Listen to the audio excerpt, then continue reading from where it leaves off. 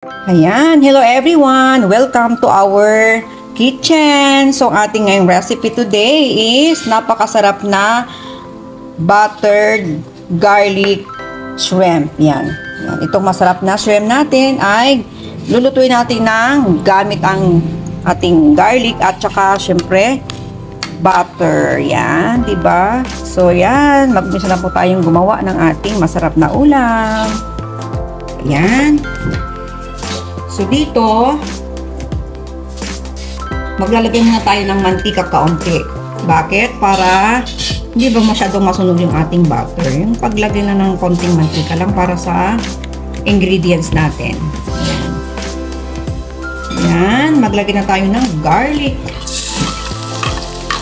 Naglagay po ako ng mantika kung ako nagluluto nito kasi para maiwasan nating masunog yung butter.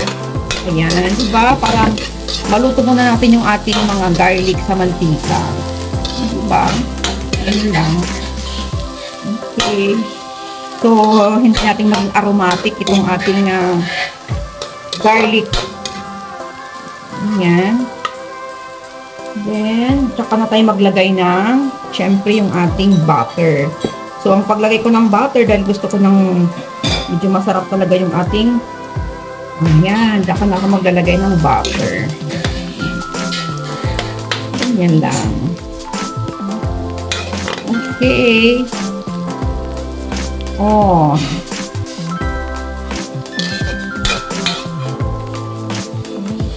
Sarap ng ating ulam. Actually, dadalhin po namin ito dito ngayon sa Reunion, papunta ng dagat. So, ito, luto tayo na pag-utusan po tayong makapagluto ng buttered garlic shrimp. Then, ayan. Ilalagay na natin tong ating pasayan. Ayan, di ba? Fresh na fresh pa yung pasayan talaga. Mother.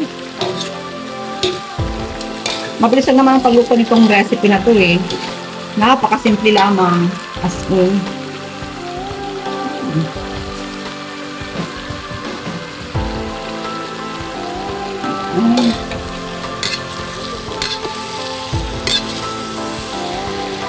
Diba?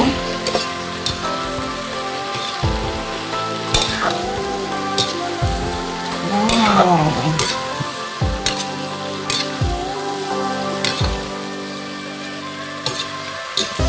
So, ang pagluto nito, optional lang kung maglagay kayo ng yung mga magic sarap, ganon. Pwede din naman hindi.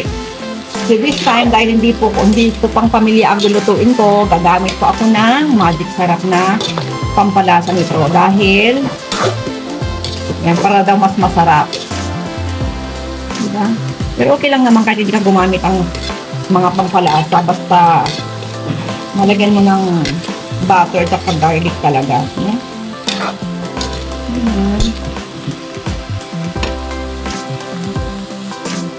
Ayan.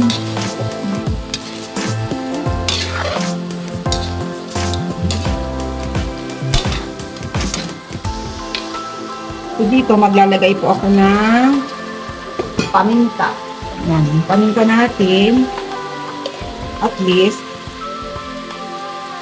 para mas masarap. May paminta. Okay.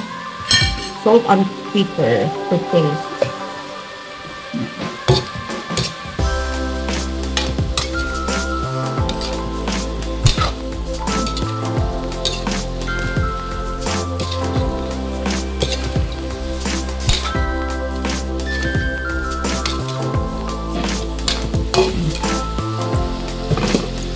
Yan, maglagay ako na konting patis. Patis ito para hindi lang na patis. Kunti lang kasi magagay pa tayo ng magic sarap eh.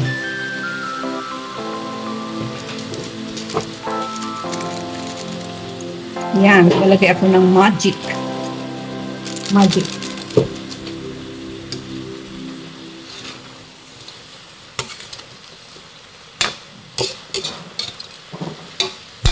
takpan na natin konti para mas magaling maluto. Yan, tikman natin. This time, maglalagay po tayo ng konting sugar. Konti lang. Konti lang para lang merong konti lang siya.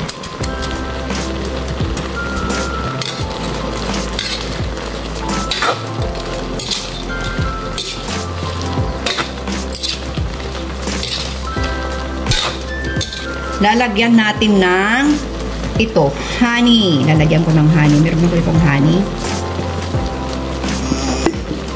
Yung honey natin. Yan, maglalagay po ko ng konting honey para mas masarap. Yan, para may konting twist yung ating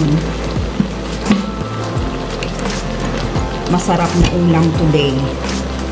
Ayan o, honey. Diba? Iba talaga yung lasa pag may honey. Ayan, nilagyan natin ang honey. Ayan. Lumalapot na yung sabaw niya.